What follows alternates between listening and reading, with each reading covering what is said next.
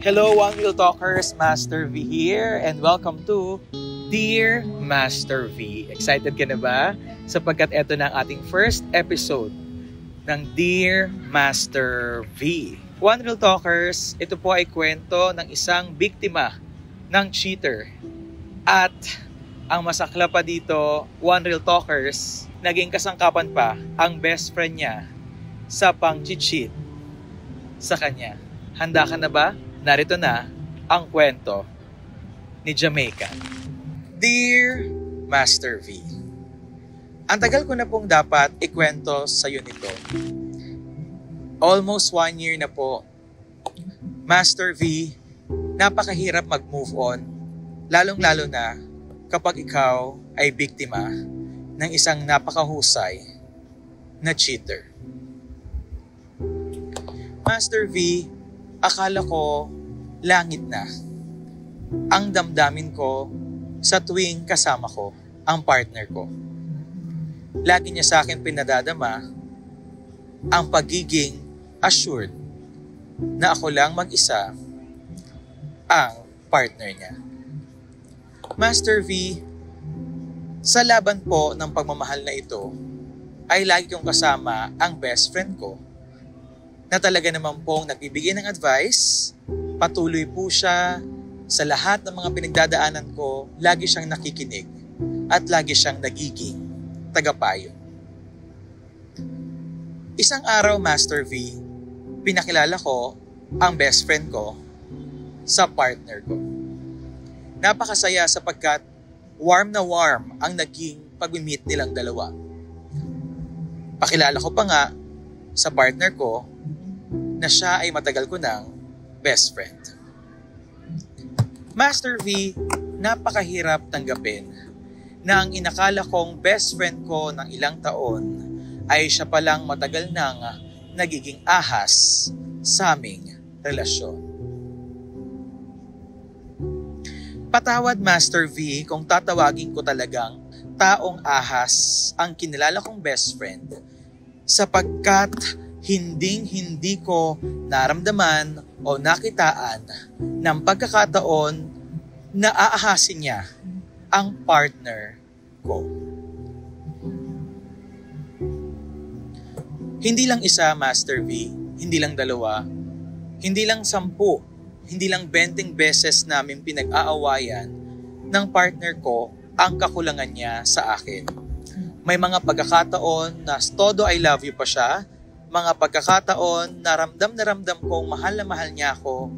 Pero Master V, hindi ako makapaniwala na kaya palang magpanggap ng partner na assured na mahal ka niya, pero ang totoo, pinagsabay na pala kami ng best friend ko. Master V, sobrang sakit. Hindi kakayanin ng kahit sino ang hapdi, ang kirot, ang galit, pagsamasamahin mo pa nang makita ko ang screenshot na matagal na pala silang may nangyayari. Papaano ko ba haharapin ito, Master V? Mag-iisang taon na po, Master V, at hindi pa rin ako makamove on. Ang masakla pa nito, Master V, ni isang beses walang umamin sa best friend ko at sa partner ko. Ang dali lang naman magpatawad, Master V, kung aaminin nila pareho. Pero ang ginawa ko na lang, tinanggal ko na sila pareho sa buhay ko. Sana, Master V, ay magbigay ka ng mensahe at makarating ang kwento ko sa lahat ng mga viewers and followers mo para hindi na maulit, para may matutunan, at para malaman ng mga tao kung paano ba mahuhuli ang isang magaling na cheater. Lastly, Master V, grabe na po talaga ang henerasyon na to sapagkat kayang-kaya na magpanggap ng kahit sino na mahal ka, bibigyan ka ng assurance, ila-love bomb ka, pero ang totoo, marami pa pala siyang minamahal na iba. Yun lamang at maraming salamat. Master V. First of all, Jamaica, maraming salamat mula sa puso na nag-isang Master V sa inyong tiwala sa pagbibigay, paglalahad ng iyong kwento ng isang cheater. At bilang isang Master V po, I condemn cheating sapagkat it doesn't just affect you emotionally, but eventually, lahat po ng biktima ng cheating, okay, ay apektado rin po psychologically. Sa lahat po ng mga cheaters, mabuhay kayo. Congratulations sa inyo. Sana po umikli na ang buhay nyo para wala na po kayo mabiktima pa. Sobrang sakit po ng naidudulot ninyo ng inyong problema sa pag-iisip. One Real Talkers, cheating is not just, an emotional problem, but it's also a psychological problem. It's a disease that has to be fixed. Isa po yung sakit dun sa taong nag-cheat na kailangan pong solusyonan. Siya rin po mismo ang gagamot sa sakit niyang pag-cheat. One Real Talkers, ang cheating po ay combination ng problem sa ego o sa pride ng tao at the same time po, ang problema niya sa sarili niya na marami siyang insecurities. Alam niyo ho, hindi po physical ang problem sa cheating. Marami po tayong nakitang mga tao na may mga itsura naman. Kung tutuusin, talagang almost perfect ang physical nila. Pero chini-cheat pa rin. Marami rin tayong mga nakita na okay naman ang status sa buhay pero chini-cheat pa rin. And cheating has always been a problem of the cheater and not your partner. Sa kwento mo po, Miss Jamaica, ay may involve na kaibigan. One Real Talkers, I've learned from a doctor who's actually my client din that there are 3 types of friends. Okay, handa ka naman malaman, One Real Talkers? The first one is a friend for a reason. Okay, first one is a friend for a reason, One Real Talkers. The moment na yung reason ay malaman na, maisakatuparan na, then the friendship may end. And that's already a friend for a reason. Number 2 is a friend for a season. Kahit gaano pa yan katagal, 10 years ba yan, 15 years, 20 years.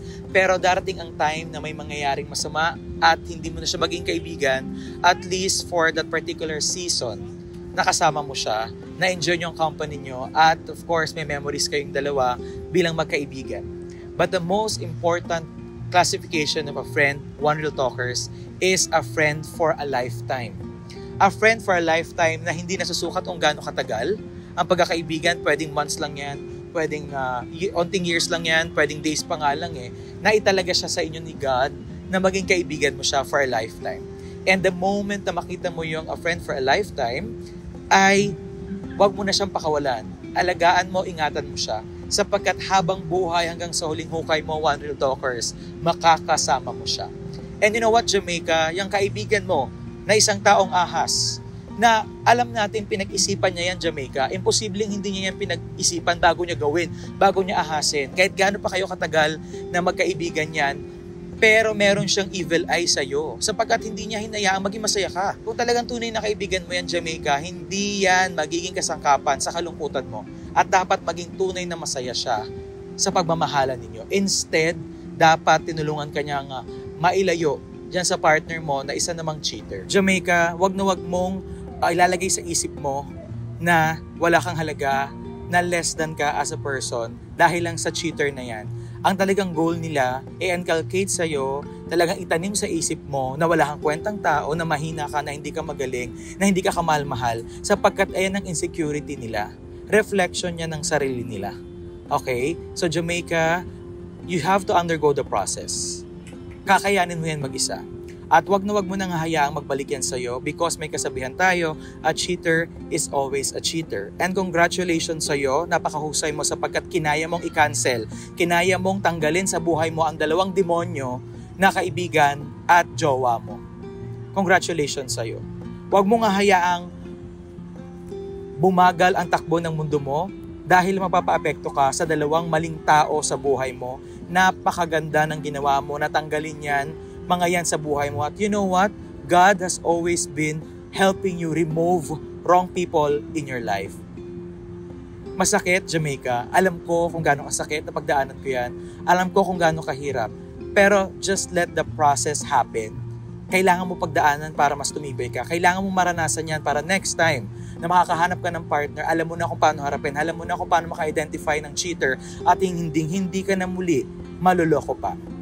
Jamaica, bumabalik ang partner mong cheater at I know, yung kaibigan mo na isang ahas, na talaga namang ahas siya na katawang tao, pero babalik at babalik pa rin yan sa pagiging ahas. Dahil ahas naman talaga yan eh. At tama lang na mag-move on ka na wala na sila sa buhay mo. Take it from the one and the only Master V. Maniwala ka.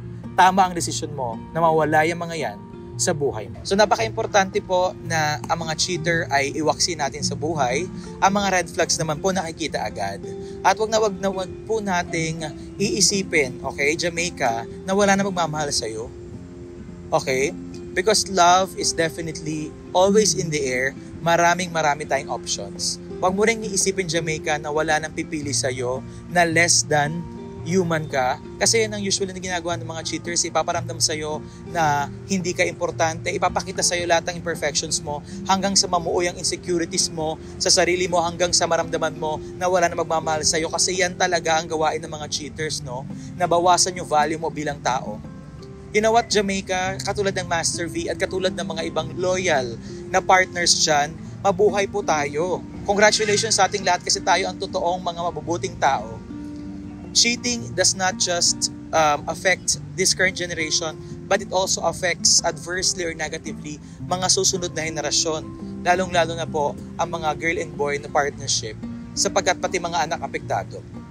Ngayon pong panahon na to, I'm using this podcast para po magkaroon ng awareness at para hindi na tayo mabiktima. Dahil paparami ang mga cheaters at lalong-lalo na papangit din ang mga cheaters. Tama?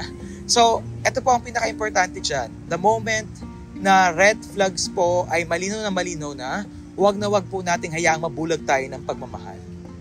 Wag natin hayaan yan. Okay? So, One Real Talkers, yan po ang naipapayo na nag-iisang Master V. Kaya naman, may isi-share po ako sa inyo, One Real Talkers, na kanta ng isang pananaghoy, ang paghuhumiyaw, ang paghingi ng awa ng isang cheater. Pinamagatan po itong Kalimutan Ka by Ska Stockley. Ito po ay kanta na talaga namang gustong magbalik ng isang partner na nag-cheat. Bigyan siya ng second chance ng kanyang partner, pero ang partner niya ay tuluyan ng naka-move on, tuluyan ng nakalaya at nakahanap na ng panibagong partner na tunay naman ngang magbibigay ng pagmamahal sa kanya. One Real Talkers, ito ang iaalay kong kanta sa cheater mo na bumabalik sa'yo. Hirap tanggapin, di mo na ako kailangan. Sana na may nilabanan mo. Anong nangyari sa tayo hanggang sa huli? Tuluyan bang kakalimutan na? Ayoko pang mawala ng pag-asa. Mga mata mo'y masilayan ko. At kahit ano pang gawin kong pagkukunwari, ay tila ba nakalimutan ng kalimutan ka. One Real Talkers, ano pa man ang dahilan, gaano pa man gawin ng paraan ng isang cheater, pag ang iyong partner ay namulat na sa katotohanan, pag yung partner ay nauntog na, at talaga namang nalaman niya na ang tunay niyang halaga, kahit ano pang gawin mong pagbalik, hindi na mangyayari pa. Sa lahat ng cheaters, it's a reminder for you, labanan mo yung sarili mo, dahil ang kalaban mo bilang isang cheater ay sarili mong multo. At the moment na magkaroon ka ng bagong partner, ulitin mo lang din yan, cure your personal disease. Once again, this is episode 1, One Real Talkers. See you in the next episode of Dear Master V by One Real Talk with Master V.